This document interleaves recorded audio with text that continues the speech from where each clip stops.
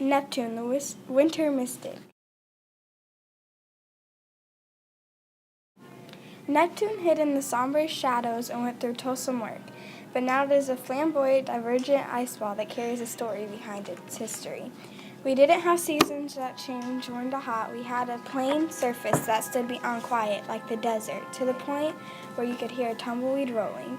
Neptune became a hero in a comic book. It opened up new possibilities. Neptune is different. It's a freezing, icy surface that sits in space silent and frozen, non-resistant of any character passing by.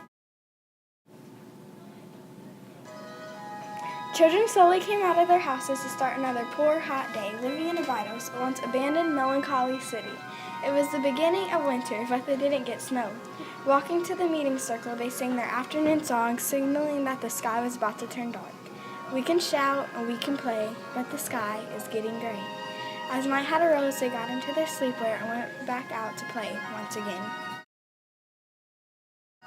One child called out to the community, "Tonight is our chance to see what is up in the sky," as he grabbed his telescope. The children walked to the circle filled with dirt, the circle they called the meeting place. "I hear that this thing called Neptune has winds stronger than none other," said Gerd. "Nonsense, that is impossible," said Athena. Gerd, Chris, and Echo wanted to go somewhere unbelievable, somewhere unreachable, a place that's not on Earth, a place we call space. They weren't getting along and weren't working together. This is the first real argument these poor townspeople have ever got into. It seemed like two groups against each other. Athena's group that disbelieved, Sid and Lux, and Gerd's group that believed, Chris and Echo. At that moment, Gerd wasn't impressed with the town's children. He grabbed his telescope, ran where he built his house out of clay, and looked upon the stars, but couldn't find what he wanted to. It seemed like the lack of teamwork was hiding Neptune from being seen. Soon the children gathered around the house. They wanted to get along and see what's actually up in the sky, even if they thought Gerd was flawed in thinking. They held hands around the house and, due to tradition, sung a song. All the children gathered now and make a collaboration. Gerd came down with his telescope, joined the circle, and continued to sing the song. "We are brave, we are strong, we will get along." Gerd, Chris, and Echo still felt overpowered. Therefore, the children got on their knees and whispered their prayers to Zeus. Though we cannot prove Neptune has strong winds, we can still accomplish seeing Neptune's surface. We want to, so please allow us to. The children heard a weird, majestic sound repeating over and over and over again.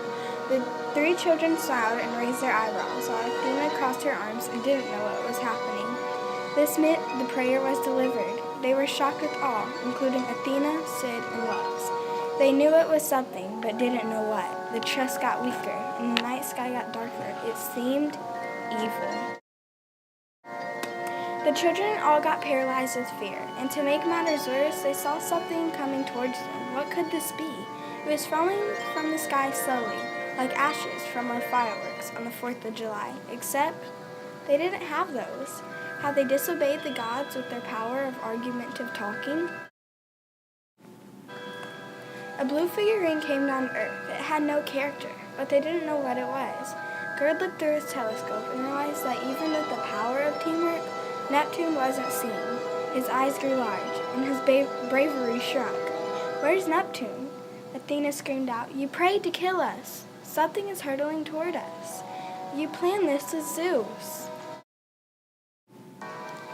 Gerd, Chris, and Echo huddled together. They thought they knew what it was and came to a conclusion that they were right. As the object in the sky came closer to them, Athena kept on yelling at them, but they weren't listening. Gerd was in awe from seeing the object. As it grew larger, they had to tell Athena, Sid, and Lux that it was none other but Neptune. Neptune turned around and formed a face that grew larger and inspired others. He didn't talk, but he winked. The mouth formed an O, and something came out of it. It was wind they've never felt before. It didn't hit Gerd, Chris, and Echo as bad, but for the whole city of Abydos, everything shook and shivered. The telescope fell. The house made out of clay collapsed. But besides that, Gerd felt accomplished. He proved himself.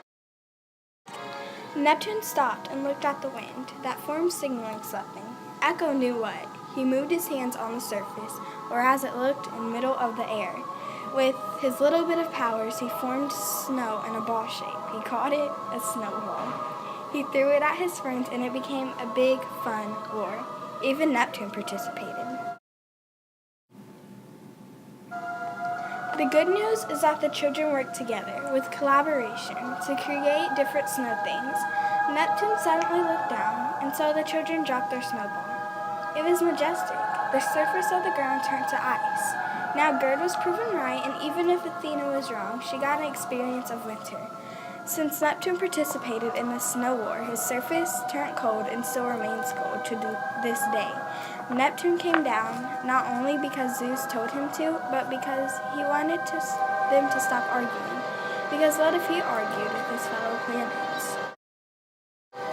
Neptune had to return to space, but he promised the children winter would be back because he talked it out with the sun, and she agreed. The children got along from there forward. Neptune is exquisite and has changed since this occurred. Also, the children in the whole town can enjoy their gift of winter. There's a story behind why they enjoy winter, and their parents will never know why.